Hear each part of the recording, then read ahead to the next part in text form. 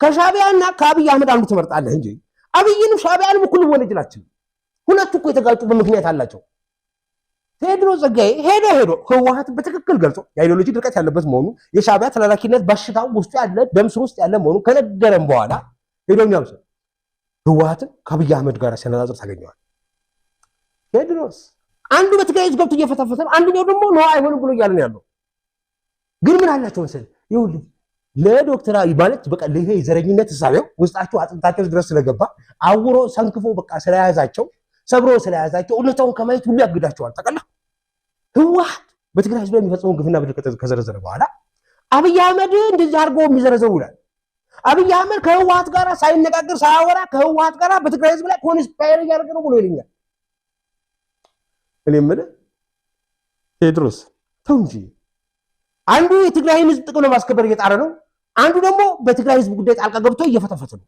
እኛ ስለ ህወሓት ስንል የነበረው ነገር እናንተ እስኪገባችሁ ስንት ዓመት ፈጀባችሁ 10 ዓመት ፈጀባችሁ ይኸው ዛሬ ላይ ለመድረስ እሺ የህወሓትን ትክክለኛ ባህሪ ለመረዳት 10 ዓመት አሁን ደግሞ የሚቆጭ ነገር ምን አልሰለ የዶክተር አብይንም ጉዳይ ለመረዳት ሌላ 10 ዓመት ሊፈጅባችሁ ነው ስለ ህወሓት የተናገርከው ነገር ትክክል ነው በቃ እሱ በቂ ነው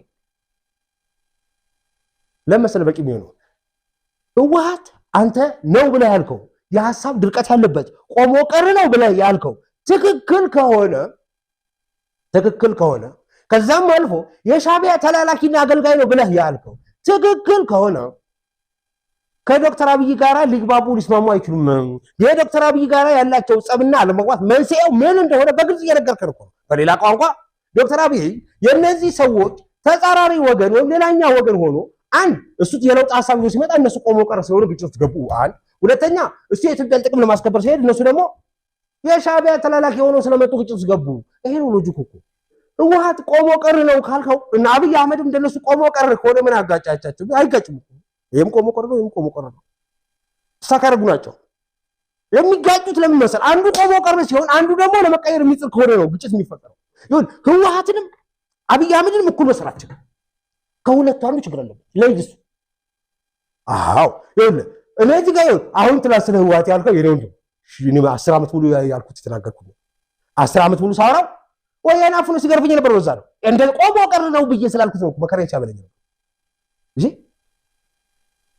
ገባህ ዛሬ ወልካም ግን አሁን ስለ ህወሓት በነገር የተናገርኩ ሰው ስለ ዶክተር አብይ ማውራው ሰው የማውራው የዶክተር አብይ ደጋፊ ወዳጅ ሁኚ ያጎቴ ልጅ ወይም ደግሞ ደሞዝ ከፋይ ሆኖ ለማብያ እሺ ትናንትም ዛሬም የማወራው የምናገረው በሽታው ያለው ህወሓት ጋር ነው ዶክተር አብይ መስጠት የለበትም ችግር የለበትም ፐርፌክት ነው እያልኳለሁ አንድ ነገር እንደራዳ የሚሰራ ሰው ነው ይሳሳታል መሪ ነው ችግር አለ ሁሉ ሰው ብለም ያደርጋል ነገር ግን ሐሳብ ቆሞ የሐሳብ ድርቀት የለበትም ለትግራይ ጥላቻ የለበትም የሻቢያ ተላላኪ አይደለም የሻቢያ ተላላኪ ከሆነ መከራውን ያበራም ዳር ቆሞ ነበር ቆሞ ቀር ቢሆን ነው ከወያኔ ጋር በፍቅር ይወድቅ ነበር አይጣሉም ሁለቱ ቆሞ ቀሮች አይጣሉም ነው ዘኮ እሺ አንዱ ለውጥ ይዟል አንዱ ደንቅሮ ቆሟል አንድ ቦታ ላይ አንዱ ኢትዮጵያን ትግራይ ህዝብ ላይ ጥቅም ላስከብር ይላል አንደኛው ደግሞ ትግራይን በዝብዤ ልጠቀምበት ብሎ ይላል ማለት ነው ስለዚህ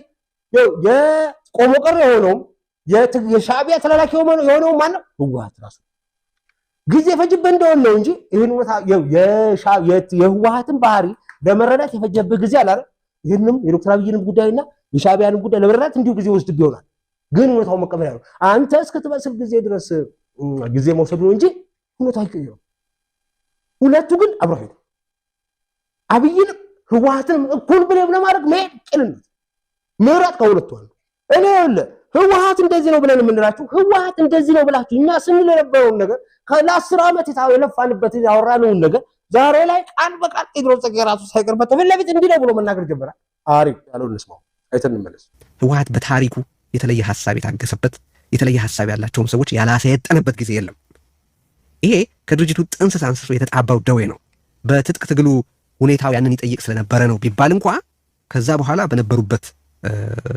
ሁኔታ ውስጥ ለ3 10 ዓመታት በዚህ ረገድ ምንም አይነት ለውጥ አላደረገም ስብሃት ነጋ አሁን በቅርቡ አይደል እንዴ በቃለ ምልልሶቹ ላይ ወደ 1971 ወደ ማይ አባይ ጉባኤ እንመለስ ይያለ ያለው ይሄንን ልብ ማለት ያስፈልጋል መለስ ዜናዊ የአረናን ሰዎች አተላዎች ቆሻሾች፣ ወራዶች ወዘተረፈ እያለ ይገልጻቸው አልነበረም።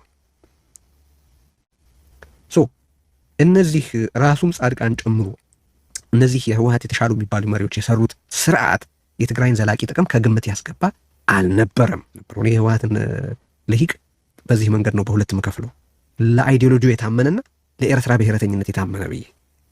ለአይዲዮሎጂው የታመነውም ለኤርትራ ብሔረተኝነት የታመነውም ትግራይን በዋነኝነት አስኳል አድርጎ የሚያስብ አልነበረም። ሆነም ቀረ ግን ህወሓት አማራጭ ሀሳብ የታገሰበት፣ የህዝብን የመናገር ነጻነት የጠበቀበት፣ የሀሳብ ልዩነትን ያከበረበትና ተቀናቃኞቹን ያላሰየጠነበት ታሪክ የለውም፣ እድሜ የለውም፣ ጊዜ የለውም። ስለዚህ ከዚህ በኋላ የትግራይ ህዝብ እንዲድንና ጥቅሙ እንዲጠበቅ፣ የተሻለ ህይወት እንዲያይ፣ ሰላም እንዲያይ፣ የተሻለ ብርሃን እንዲመለከት ከተፈለገ ፖለቲካው ከዚህ ህወሓታዊ ደዌ መላቀቅ ይኖርበታል። ከዚህ በኋላ ያለው የትግራይ መንግስታዊ ስርዓት ይህንን ለማረም ካልሞከረ አጠቃላይ ጥፋት መከሰቱ የማይቀር ነው። የህወሓት መሰረታዊ ችግር ሁለት ናቸው አለ ቴዎድሮስ ጸጋዬ እኮ። አንድም የአይዲዮሎጂ ሁለትም የሻዕቢያ ተላላኪነት ናቸው አለ። በትክክል በነገራችን ላይ ይህን እኮ ታግለን እዚህ ከኢትዮጵያ ገረሰስ ነው። አሁን ትግራይ ላይ ሄዶ ሲወድቅ ነው በደንብ የታየው ህዝቡ እንጂ ኢትዮጵያ ላይ ተጭኖ የነበረው ኋላ ቀር አስተሳሰብ ይሄ ነበር። ህወሓት ማለት በትክክል አሁን ቴዎድሮስ ጸጋዬ የገለጸው ነው። ዱባይ በነበረበት ሰዓት ኢንተርቪው ሰጥቶ ነበር ጌቸው። እዛ ሄዶ በነበረበት ሰዓት በሰጠው ኢንተርቪው ለወፉ ከአንተ ጋር ባደረገው ውይይት መሰረት ብዙ ሚስጥሮችን አውጥቷል። አዲስ ፓርቲ አቋቁመ ብታገል ነው የሚሻለው። ህወሓትን ገብተህ ለማደን አትሞክር። ህወሓት አይድንም። ራሱን በራሱ እየበላ ያጠፋል። አሁን ራሱ ዝም ብላችሁ ተመልከቱት። ህወሓት የመጣበትን ተመልከቱት። ቅድም የነገርኳችሁን የበላይ አመራሮቹን የተሻለ ሀሳብ ያላቸውን የሀሳብ ልዩነት ያቀረቡትን ሰዎች እርስ በርስ እየበላ እነሱን እያደቀቀ የመጣ ቡድን ስለሆነ ዝም ብላችሁ ካያችሁት አሁን የመጨረሻ የቀረጠፈው ማለት ይታችሁ አይደል? ቀጥሎ ወይ ዓለምና ወይ ደብረጽዮን ነው። ከዛስ እንደዚህ እያለ ይጠፋል እንጂ ከህወሓት መፍትሄ መጠበቅ የዋህነት ነው። አይሆንም።